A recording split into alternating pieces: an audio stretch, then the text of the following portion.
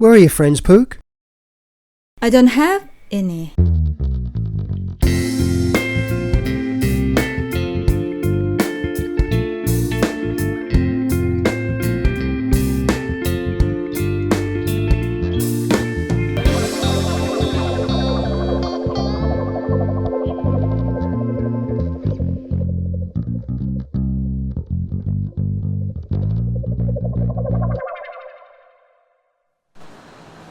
At last, the Department of Land Transport has reopened.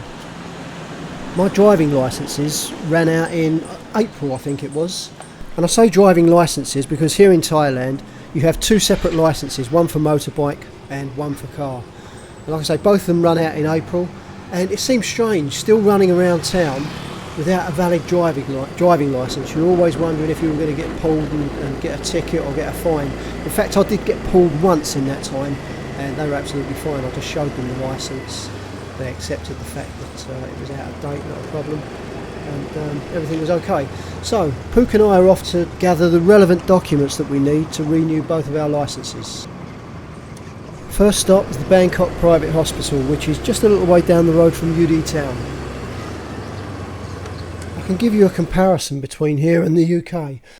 One of the licences that I hold in the UK requires me to get one of these medicals done.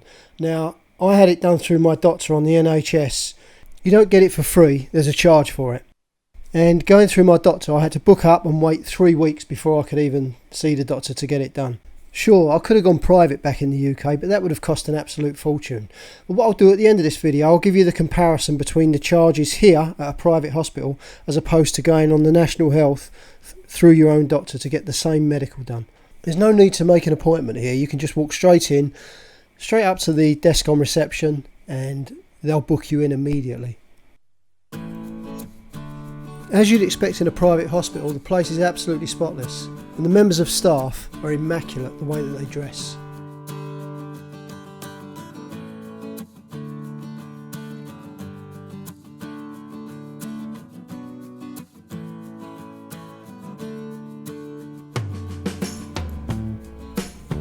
I apologise for some of the light flickering that you can see while I'm shooting in the hospital here.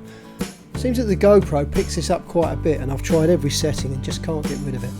If anyone's got any tips, please feel free to put them in the comments below.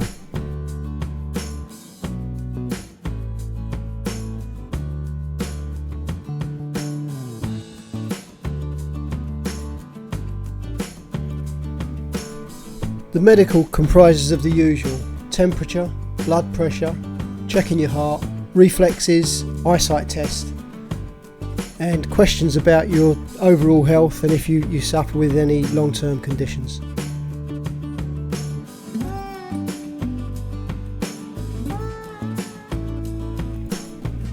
All good, I'm happy to say. And that was it, we were done. So after the examination, we went straight over to the cash desk with the nurse who showed us in originally, paid for the certificates that we needed, and that was all done in approximately 15 minutes. I still needed one other document to be able to get my licences sorted, and I just didn't have the time to go and get that document this same day. So we decided to go up to Central Plaza to the Government Easy Contact Centre and get Pook's licence sorted out today. Mine could wait till tomorrow. We arrived there at just gone 11 AM and the place was empty. Apart from the members of staff, we were the only other people in there. Within 10 minutes, Pook had her licence sorted out. But while we were there, we found out that I needed another medical certificate. I needed 2 medical certificates, one for my car licence, one for my bike licence. So following day, we had to get back down to the hospital to get the additional certificate. Now we're off to a place where many foreigners dread going. I don't know why, I've always found the people that work in there really civil and decent and never had a problem at all.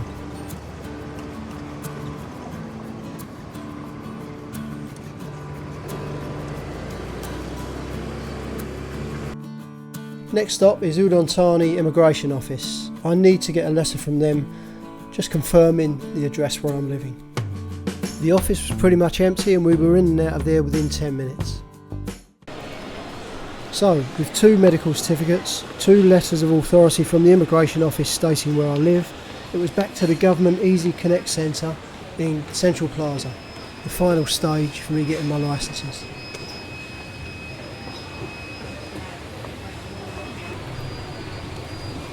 You'll find the Government Easy Connect Centre on the second floor at Central Plaza. Now, for us Brits, I don't know what it's like around the rest of the world, but second floor in Thailand is the first floor for us Brits. So we came in and parked up in the car park down in the basement. We came up to what is the ground floor, that's what we call it in the UK, but in Thailand that's the first floor. And then the next floor up is in Thailand, the second floor, and that's where you'll find the offices.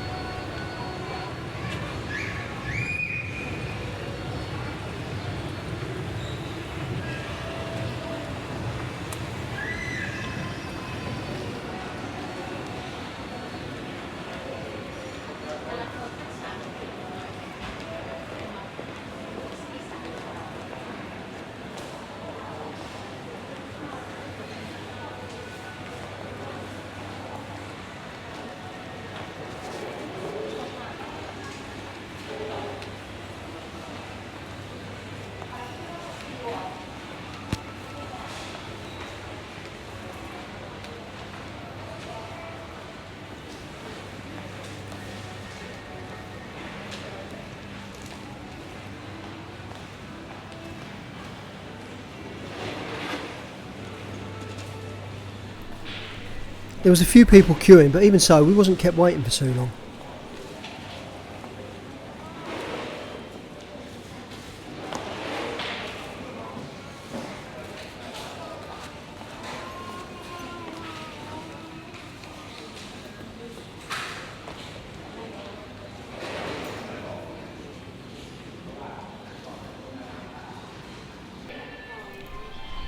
So after signing a few forms, you're asked to sit in front of this machine that tests your reflexes. So it's simply a case of pushing down the accelerator pedal, and as soon as the red light shows, you just hit the brake. Then you're tested to make sure you're not colourblind, and that's it, you're finished. Green, yellow, yellow, red, red, green. Almost forgot, have to sit down and have my photograph taken, and then I'm done. And there you are. About 20 minutes it took from start to finish once we were in there.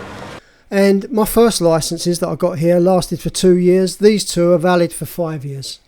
Right, so now the cost.